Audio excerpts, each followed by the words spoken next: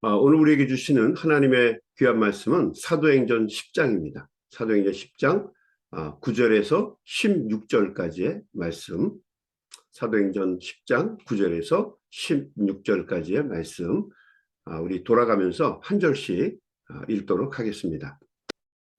이튿날 그들이 길을 가다가 그 성에 가까이 갔을 그때에 베드로가 기도하려고 지붕에 올라가니 그 시각은 제6시더라. 그가 시장하여 먹고자 하매 사람들이 준비할 때에 황홀한 중에 하늘이 열리며 한 그릇이 내려오는 것을 보니 큰 보자기 같고 네 귀를 메어 땅에 들이웠더라. 그 안에는 땅에 있는 각종 네 발 가진 짐승과 기는 것과 공중에 나는 것들이 있더라. 또 소리가 있으되 베드로야 일어나 잡아먹어라 하거늘 베드로가 이르되 주여 그럴 수 없나이다.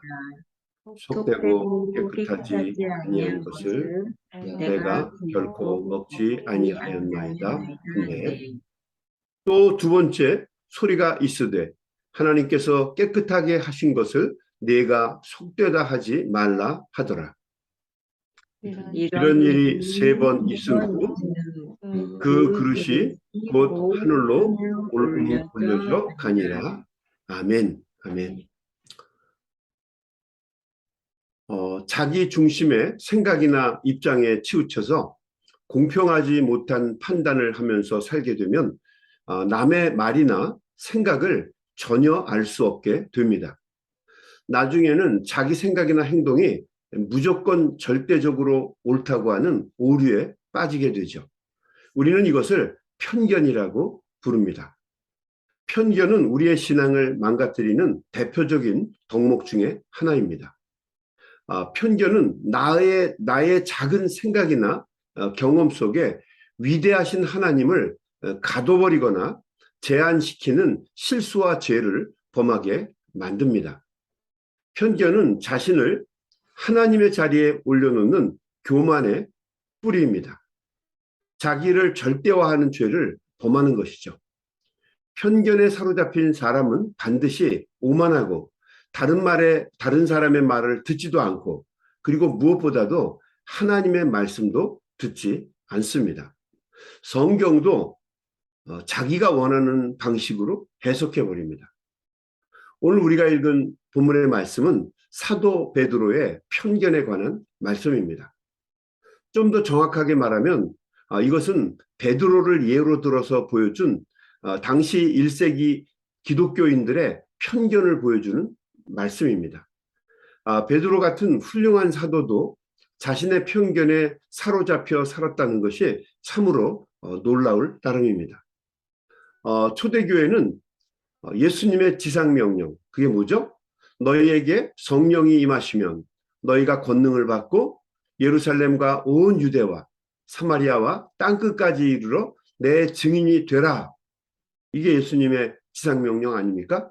그런데 이 말씀대로 예수님을 증거하기 위해서, 물론 박해가 있었지만 그 예수님을 증거하기 위해서 예루살렘에서부터 유대와 사마리아를 거쳐서 그들이 할 수 있는 한 최선을 다해서 뿔뿔이 흩어졌습니다. 그리고 예수님의 복음을 전하고 또 예수님의 증인이 되었습니다. 예수님의 제자들은 만나는 모든 사람들에게 하나님의 아들 예수 그리스도를 최선을 다해서 증거했습니다. 그 핵심 내용은 이거죠. 예수님은 온 인류를 위해서 십자가에 달려 죽으셨고 그러므로 누구든지 그분을 구주로 영접하기만 하면 구원함을 얻는다라고 하는 것이었죠. 그런데 그들의 복음 증거에는 한 가지 큰 문제가 있었습니다. 그것은 대상의 문제였습니다. 예수님의 복음을 들어야 하는 사람들을 오직 유대인으로만 한정을 지은 것이죠. 예수님의 제자들이 생각하는 온 인류, 그 온 인류가 누구였는가? 온 인류는 오직 유대인들을 의미하는 것이었습니다. 왜냐하면 예수님의 제자들이 다 유대인이었기 때문이죠. 우리 잘못하면은 우리 이민자들, 특별히 이민 와서 신앙생활을 하시는 분들이 우리가 살아가면서 복음을 전하고 함께 살아가야 될 대상이 한국 사람들, 이민 온 한국 사람들로 우리가 규정해 버릴 때가 있어요. 조금 더 나아가면 2세들, 3세들까지 생각은 하지만 좀처럼 이방인들에 대해서 우리가 그런 마음 갖기가 쉽지 않다는 거죠. 그들은 예수님의 명령이 이방인들이나 로마인들 그리고 헬라인들에게까지 그 영향력이 넓어져서 그들도 복음 증거의 대상이 될 수 있다라고 하는 것에 대해서는 생각하지 못했던 거죠. 그들은 철저하게 유대인 중심의 편견에 사로잡혀서 신앙생활을 하면서 살아갔습니다. 유대인들을 사로잡고 있는 정신적인 지렛대, 그게 뭘까요? 무르나마나 율법입니다. 유대인들은 율법을 위해서 사는 사람들입니다. 그들의 신앙의 척도는 율법을 얼마나 잘 지키느냐, 못 지키느냐로 결정이 납니다. 율법 중에서도 매일 생생하게 경험하는 율법이 음식에 관한 규정이었습니다. 지금도 유대인들은 구약 성경을 기초로 한 유대인의 독특한 정결 음식법이 있죠. 그게 뭡니까? 코셔입니다. 코셔. 그 코셔를 그대로 지키면서 살아가죠. 유대인들은 먹어야 할 음식과 먹어서는 안 될 음식을 규정하고 또 깨끗하고 정결한 음식을 먹으면서 자신들이 깨끗한 삶을 살고 있다고 생각을 하죠. 자칫 잘못하면 이런 음식 규정이 그것을 지키는 사람을 우월의식으로 빠지게 만드는 결과를 낳기도 합니다. 유대인이었던 베드로도 당연히 음식에 대한 편견을 가지고 있었습니다. 왜 어떤 음식은 먹어도 되고 어떤 음식은 먹어서는 안 되는지, 그것이 왜 나와서 하나님이 우리에게 말씀해 주셨고 율법에 기록되기까지 되었는가라고 하는 것에 대해서는 잘 모르죠. 또 관심도 없고요. 그냥 어렸을 때부터 그렇게 교육을 받은 것입니다. 소고기는 먹어도 되는데 왜 돼지고기는 먹으면 안 되는가?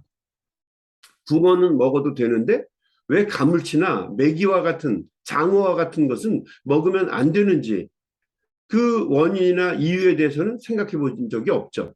그냥 어렸을 때부터 교육을 통해서 그렇게 살도록 율법을 통해서 배운 것입니다. 율법이 명령하니까 그 율법대로 사는 거예요.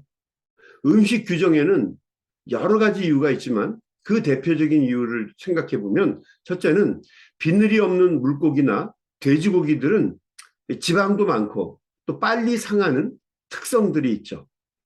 그래서 당시의 문화시설이나 장비로는 이런 것들을 보관할 수 있는, 싱싱하게 보존할 수 있는 방법이 없었죠. 그래서 이런 음식들은 부정한 것으로 규정을 해서 먹지 않는 것이 하나님이 주신 몸을 건강하게 지키는 방법이라고 믿었던 겁니다. 또 그리고 두 번째는 이런 음식 규정을 통해서 음식을 구별하여 먹듯이 너희의 삶도 구별되게 살아라 하는 하나님의 바람이 담겨 있는 것이 이 율법에 나온 음식에 대한 규정입니다. 그런데 시간이 지나면서 그 취지나 목적이나 의도는 사라지고 그냥 이 율법대로 사는 것이 경건한 사람이고 정결한 음식만 먹는 것이 깨끗한 사람이다라고 하는 편견과 우월의식만 남게 된 것입니다. 그리고 유대인들인 자기들이 먹지 않는 음식을 마음대로 먹는 이방인들에 대해서는 부정하고 더러운 사람이고 또 자연히 이들은 예수님의 복음의 대상도 아니라고 믿은 것입니다. 구원을 받아야 할 만한 가치도 없고 의미도 없는 사람들이라고 편견을 갖게 된 것입니다. 그래서 그들에게는 복음을 전하는 것에 대해서 생각을 별로 하지 않았죠. 그러던 베드로에게 그의 편견과 오만이 무너지는 사건이 일어나게 됩니다. 그것이 오늘 우리가 읽은 말씀입니다. 우리 9절 말씀부터 볼까요? 이튿날 그들이 길을 가다가 그 성에 가까이 갔을 때에 베드로가 기도하려고 지붕에 올라가니 그 시간은 제 6시더라. 그가 시장하여 먹고자 하매 사람들이 준비할 때에 황홀한 중에 하늘이 열리며 한 그릇이 내려오는 것을 보니 큰 보자기 같고 내 귀를 메어 땅에 들이웠더라. 그 안에는 땅에 있는 각종 네 발 가진 짐승과 기는 것과 공중에 나는 것들이 있더라. 또 소리가 있으되 베드로야 일어나 잡아 먹어라 하거늘. 베드로가 경건한 유대인의 습관을 쫓아서 길을 가다가 하나님께 기도하려고 지붕 꼭대기에 올라갔습니다. 뭐 길을 가다가 이렇게 표현한 거 보니까 그 배가 충분히 고팠을 거예요. 또 거기다가 그때가 6시였습니다. 요즘 시간으로 환산하면 우리가 유대시는 보통 6을 더해서 환산을 하죠. 그러면 한국 사람들이 알고 있는 시간이 나옵니다. 그러니까 플러스 6을 하면 12시죠. 정오입니다. 굉장히 배고플 시간이고 또 그리고 한참 길을 걸어왔으니까 몹시 배가 고플 시간입니다. 그래도 올라가서 이제 기도를 하던 가운데 기도를 하다가 일어나라, 일어나 먹어라 이런 구절이 나오는 걸 보니까 그가 아마 허기도 지고 피곤해서 잠이 들었은 것 같아요. 그때 그가 기도하다가 비몽사몽간에 환상을 보게 됩니다. 그 환상의 내용이 뭐였습니까? 하늘에서 내 귀퉁이가 묶인 큰 보자기가 내려옵니다. 그리고 그 보자기 안에 큰 그릇이 담겨 있었습니다. 자, 그 그릇 안을 들여다보니까 그 안에는 율법이 금한 더러운 부정한 짐승들이 가득 있었습니다. 뭐 고기가 있었겠죠. 육해 공분 다 율법이 먹지 말라고 금한 음식들이 가득 담겨 있었습니다. 그런데 놀랍게도 주님께서 평생을 이렇게 음식 규정으로 살아온 베드로에게 말씀하시는 거예요. 뭐라고요? 일어나 베드로야 일어나 잡아먹어라. 기절초풍할 노릇이죠. 여러분 그것을 어떻게 먹습니까? 평생 먹어본 적이 없는데 베드로가 주님에게 이렇게 말하죠. 14절 말씀. 베드로가 이르되 주여 그럴 수 없나이다. 속되고 깨끗하지 아니한 것을 내가 결코 먹지 아니하였나이다 한데 그랬어요. 여러분 베드로는 절대로 먹을 수 없다고 항변합니다. 그는 이렇게 항변하면서 아주 중요한 사실을 잃어버리고 있는 거죠. 그것은 율법의 주인과 율법의 목적이 되시는 주님께서 먹어도 된다고 말씀하시는 사실인 거죠. 왜냐하면 이렇게 율법을 규정을 해서 먹고 먹지 않는 것을 정하는 이유는 주님께 영광을 돌리기 위한 것인데 그 영광의 대상인 주님께서 먹어도 된다라고 이야기하고 있는 거예요. 그런데 베드로는 주인이신 주님의 말씀보다도 자기의 관습과 율법을 더 중요시 여기고 있는 것입니다. 자신의 편견이 그의 신앙이 된 것이죠. 편견이 우상 숭배가 될 수 있다는 것을 우리는 베드로를 통해서 볼 수가 있습니다. 예전에 한국에서 목회를 할 때 서로 사랑하는 남자 여자 청년이 있었습니다. 집안의 극렬한 반대에도 불구하고 두 사람이 너무너무 사랑해서 결국에는 결혼을 시킬 수밖에 없었어요. 왜냐하면 결혼을 안 시키고 계속 버텼다가는 잘못하면 한국판 로미오와 줄리엣이 될 수 있기 때문이죠. 그래서 양가 부모가 마땅치 않지만 결국 결혼을 허락할 수밖에 없었습니다. 그런데 나중에 이 두 사람이 혼수 준비를 하다가 헤어지고 말았습니다.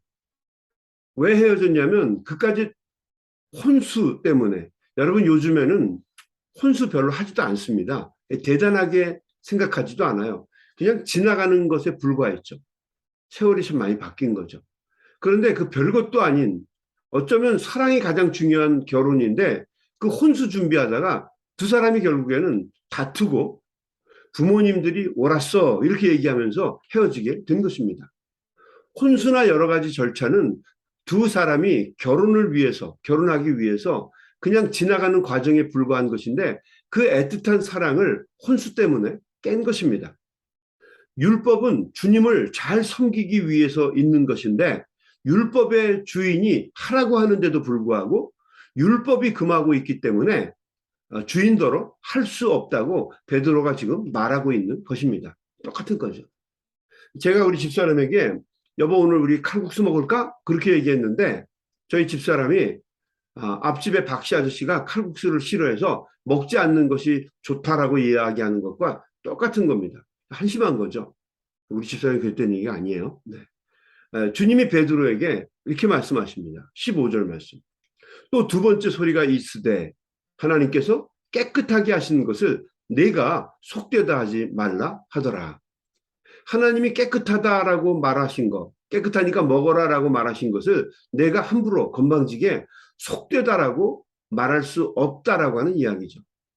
16절에 보면 이 일이 한 번 더 일어나게 됩니다.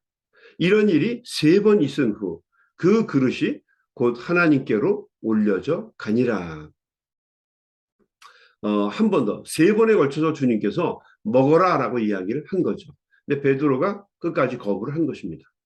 이것은 주님께서 베드로의 선입견과 편견을 깨시는 장면입니다. 이 말씀은 단순히 음식 규정을 말하려고 하는 것이 목적이 아니죠. 베드로와 유대인 그리고 그리스도인들이 특별히 1세기의 그 주이시 크리스찬들이 부정하다고 생각해서 복음 증거의 대상이라고 생각하지 않았던 이방인들에 대해서 말씀하시고 있는 것입니다. 그들에게도 주님의 복음이 필요하다는 말씀이고 그들에게도 복음을 증거하라고 하는 명령입니다. 그들은 속된 사람이 아니라는 거죠. 너희들처럼 나에게 너무너무 소중한 사람들이라고 주님께서 말씀하고 계신 것입니다.